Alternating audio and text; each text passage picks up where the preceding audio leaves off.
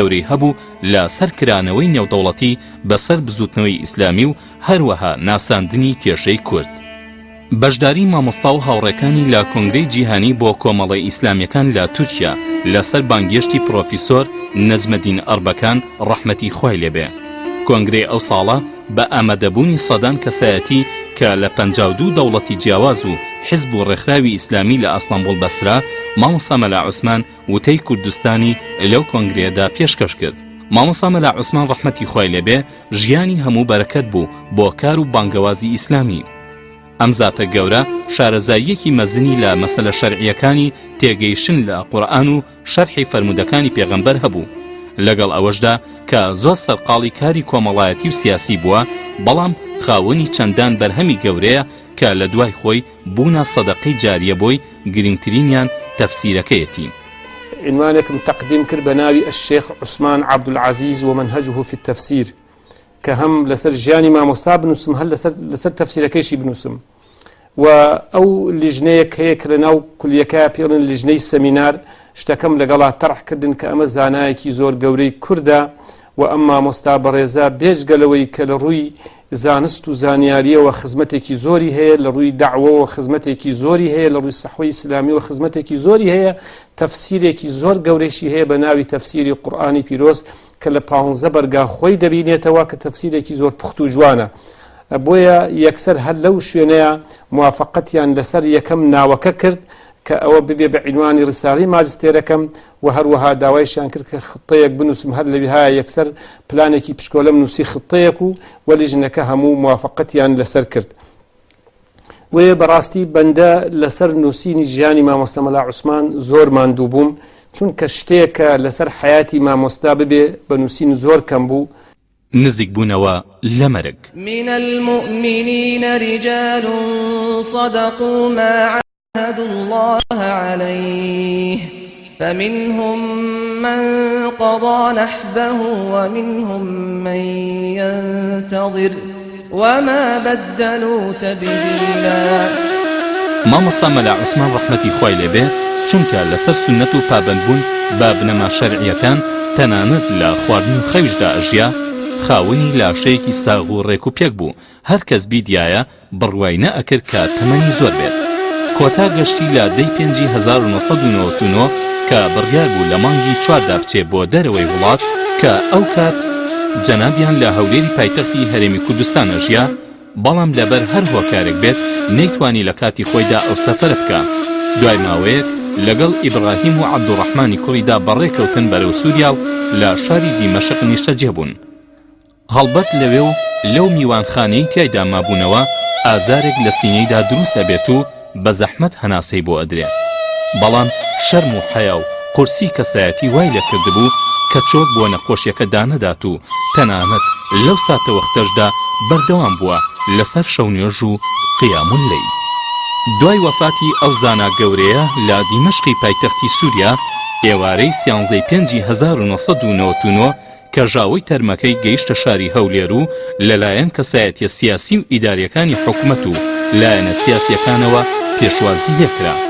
لە 14 پێنجی 1999 کە ژاوەی ئۆتۆمبیلەکانی ئەگاتە سلێمانی و لەناو جەماوەرێکی فراوان کە بەدەیان 1000 کەس مەزەندە ئەکرا و بەڕێوەڕەسمێکی شایستە هێنرایەوە هەڵەبجە و لە گۆڕستانی گوڵان لە پاڵ هاوسەری ژیانی عاتیەخان و کاکە زوبێری کوڕی ئەسپەردەی خاکرا و ڕۆحی پاکی گەڕایەوە بۆ لای خوای پەروەردگار.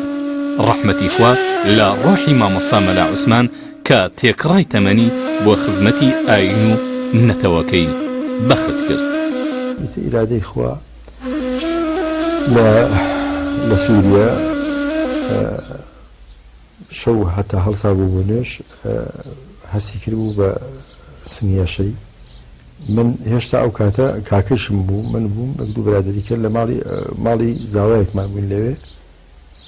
هەستی پێکرد بوو. لەو کاتە وتپی فەرمی بێ عەبدوڕەحمان خەبەر مەکەن و ئێستا خەبەر مەکەنەوە یەکسەر ما بۆ خەسەخانە با هیچ نەبێ. ئیتر ئیرادەی خواوە بوو هەتا دوای نوێژکە ئینمان پێشمان کرد و ئەمانە فەرمی هیچ نییە و چاکەم و